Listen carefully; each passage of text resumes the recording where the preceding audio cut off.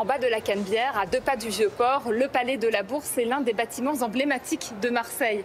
Construit au milieu du 19e siècle, l'édifice est un bijou du style Second Empire. Et à l'intérieur, une vie économique et culturelle traverse les époques. Je vous emmène à sa découverte. Depuis son inauguration en 1860, ce bâtiment a toujours abrité la Chambre de commerce de Marseille, qui est la plus ancienne de France.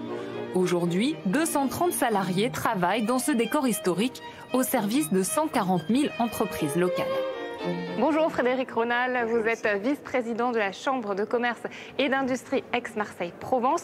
Alors au cœur de ce beau bâtiment historique, il y a toute une activité économique intense qui se joue notamment dans des salles comme celle-ci. Vous allez nous montrer ça ? Absolument Lucie, je vous invite à rejoindre la salle des séances. C'est le lieu où nos entrepreneurs se retrouvent tous les mois pour évoquer, débattre les grands sujets de la Chambre. Il y a 2 grands métiers dans une chambre de commerce. Le premier de ces métiers, c'est d'être finalement ce parlement des entreprises dans lesquelles les entreprises se retrouvent. Puis le deuxième grand pilier d'une chambre de commerce, c'est l'appui au territoire. Nous accompagnons les grands acteurs publics de ce territoire et nous leur mettons à disposition un certain nombre de services qui sont des services là aussi d'études, des services d'accompagnement de projets, des services qui concernent leur centre-ville, qui concernent leurs activités. L'accès au premier étage se fait sous le regard de tous les présidents qui se sont succédés à la tête de la Chambre de commerce. Bonjour Patrick Boulanger. Bonjour. Avec vous, on va parler de l'histoire de ce magnifique bâtiment. Tout commence avec ce personnage. Oui, il s'agit de Louis-Napoléon Bonaparte. Il est associé étroitement à ce bâtiment public. C'est lui qui signa en 1851 le document déclarant d'utilité publique ce palais de la Bourse. C'est lui qui allait poser la première pierre en 1852. Et mieux encore, comme empereur des Français, il allait venir l'inaugurer en compagnie de l'impératrice Eugénie qui nous accueille ici par ces 2 grands tableaux. Effectivement, ils sont en bonne place en haut de cet escalier. On va poursuivre ensemble la visite.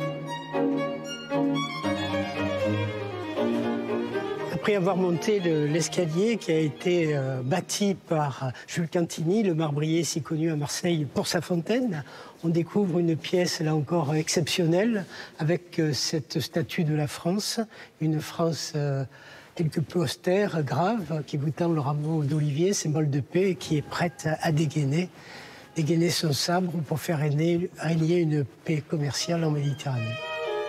On découvre aussi, sur les murs de cette grande salle de réception, les blasons des ports avec lesquels Marseille commerçait à la fin du 19e siècle. Caché sous les toits, un autre endroit impressionnant, rempli d'histoire également, la salle des archives. Nous sommes dans un endroit peu connu, un peu secret, que l'on appelle le métro. Pourquoi ?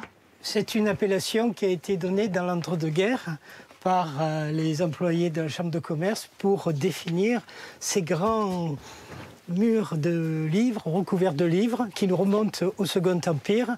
Ce sont des couloirs, des kilomètres de livres ici au centre du Palais de la Bourse. 3 kilomètres, c'est des lieux de conservation, des réserves de livres qui sont quand même exceptionnelles, toutes ces collections, puisqu'elles ont été longtemps pôle associé à la Bibliothèque nationale de France.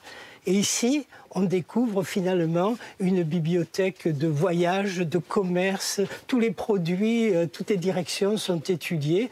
On a conservé tout ceci. C'est une mémoire du commerce, du négoce de Marseille.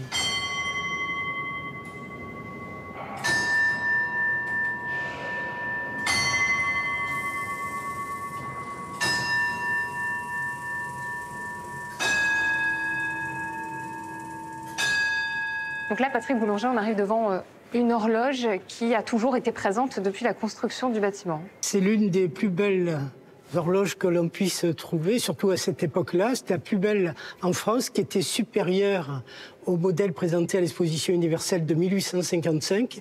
Et elle a une particularité, c'est qu'elle donne l'heure aussi bien en Europe centrale qu'en Europe orientale, à Saïgon et à Chicago, ce qui montre d'une certaine mesure combien les négociants marseillais étaient en avance sur leur temps et voulaient justement savoir quelle était la situation ici ou là sur les 4 coins du monde.